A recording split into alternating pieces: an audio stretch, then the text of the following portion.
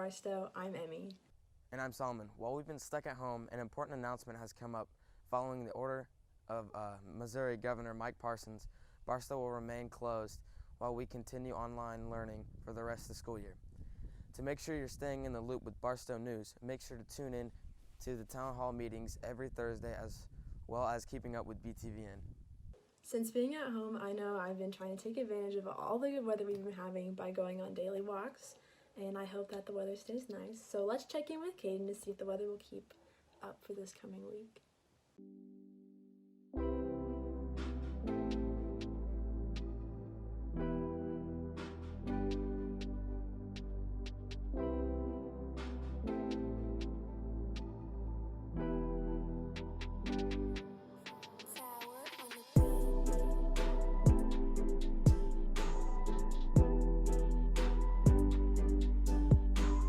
Hello everyone, welcome back to another weekly weather report. Today we're going to talk about the upcoming week. Today we are going to see a high around 52. The low is going to be overnight tonight around 36. And we are going to see some rain throughout the day. In some places across the city it has already started raining, but there's probably we're going to see that rain mostly in the afternoon and heading into the nighttime. And then Friday it is going to cool off a little bit, but that sun is going to hopefully peak out just a little bit. And then Saturday and Sunday, we're going to see weather pattern-wise, we're going to see an increase in temperature, then it's going to drop off. And as that high pressure system comes through, we're going to see some rain coming in. And then heading into Monday, this rain's going to stop for a little bit, and we're going to see some higher temperatures again. And then next week, looking forward, we are going to see some more warm temperatures. However, we are going to see a lot more rain in the middle of next week, Wednesday, Thursday, Friday. So that's all I have for you today. Thanks for watching.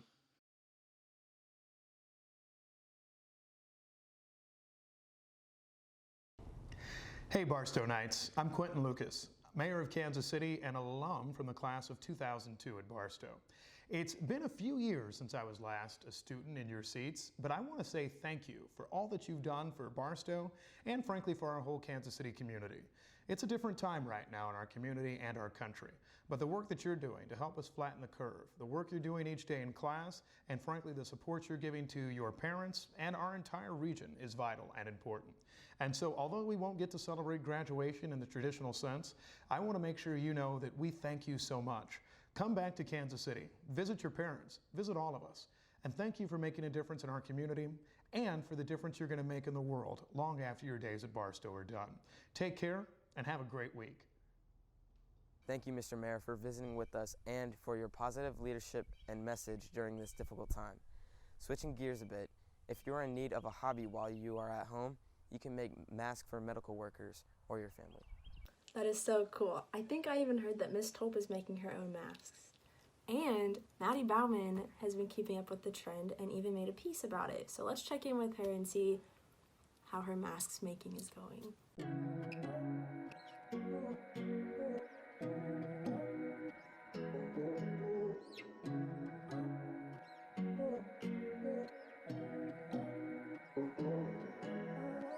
Hello Barstow. I'm sure that we are all well aware of the mask shortage that is happening, and with the recent suggestion that anyone who leaves the house should be wearing these masks, that shortage only continues to increase. So today I'm going to be teaching you how you can make homemade masks from home that you can either wear when you and your family leave the house, or you can donate them for community service to healthcare workers, police officers, people who work at grocery stores, anyone who is not able to work from home. So here is how you can make a mask from home.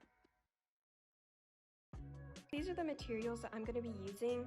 The first is this pattern that I just made out of regular printer paper. You're just going to measure 9 inches this way and 6 inches this way. You're going to mark 1/2 inch from the top and the bottom for when you're going to fold it over and make a hem. Then you're going to mark lines at 1.5 inches, 3 inches, and 4.5 inches. This is where the pleats are going to be so it can fit the curvature of the face. I have a pencil just to make the pattern and mark it on the fabric, scissors or fabric cutter, whatever you want to use to make those cuts on the pattern in the fabric, a ruler or something like this to make straight lines and measure out the pattern. And then for the actual fabric and what you're going to be using to make the mask, the first thing you're going to need is elastic, but I'm telling you almost everywhere is out of elastic. So a little hack for you is I just took these braided hair ties that I use, and this is just one of them, and it gets you a decent amount of elastic. So if you want to look and order that or get that, you can get packages with a ton in them and get a fairly decent amount of elastic. Second is this lightweight surface interfacing.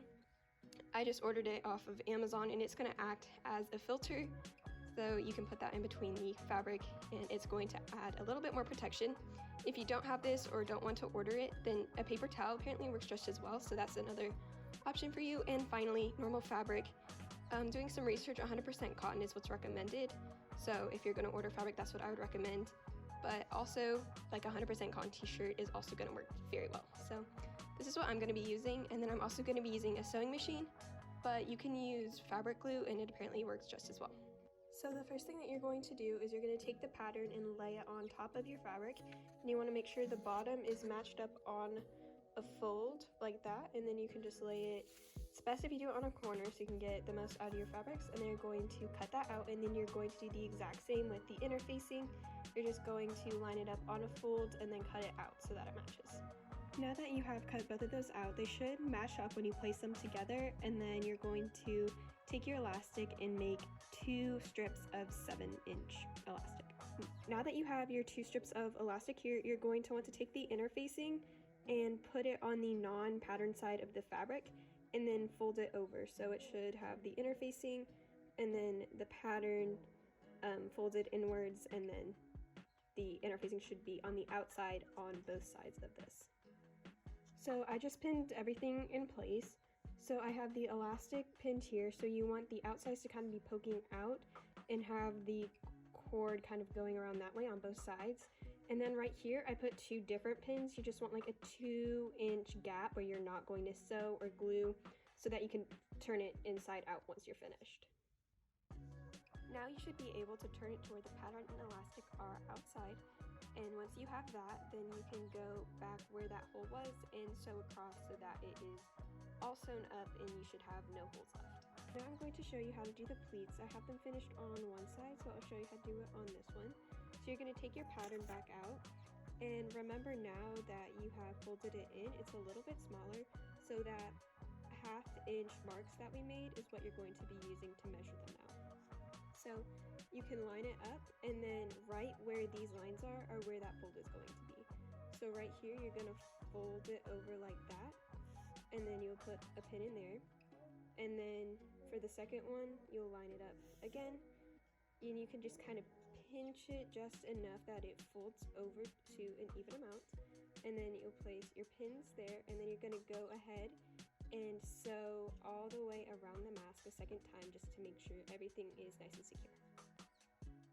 This is what it should look like when you're finished. You can play around with the pleats and find different sizes, just see what kind you like to make best. You just have to make a couple and see what you like to do. I like to then take this last pleat and tuck it back to the back side like this. I just feel like it catches the chin a little bit better and fits a little bit better, but you can just look at different tutorials, see what you like best, and this is just what I like to make. And yeah, hopefully you can try this out and make a couple. If you have any questions, feel free to email me, and also if you have any ideas on ways that you are getting your community service finished, I want to see that too. And if you do make these masks, be sure to let us know at Stow TV. I know that Cayenne Carlgren in 8th grade has been making these masks, so thank you very much, and you are definitely helping your community so much. And I'll see you next time on a community service video.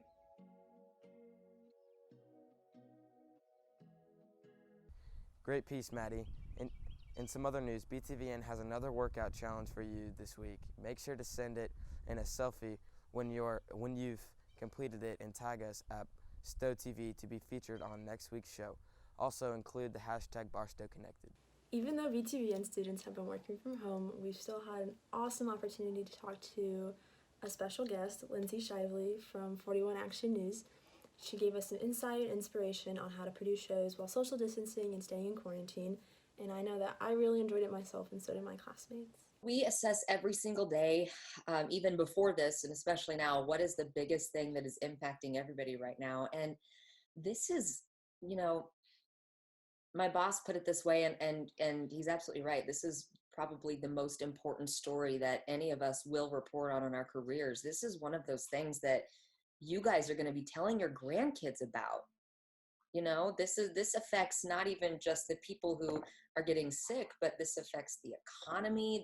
Affects the way you guys are going to school right now.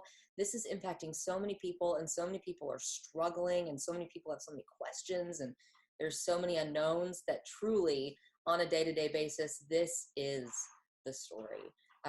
We also try to strike a balance between making sure everybody knows all the information they absolutely need to know, and also finding these moments of hope, because they're so inspiring to us too. And even those often relate to what's going on right now, right? People finding ways to unite, to be there for each other, to, pivot their businesses to make products that help healthcare workers, to find out how to feed people.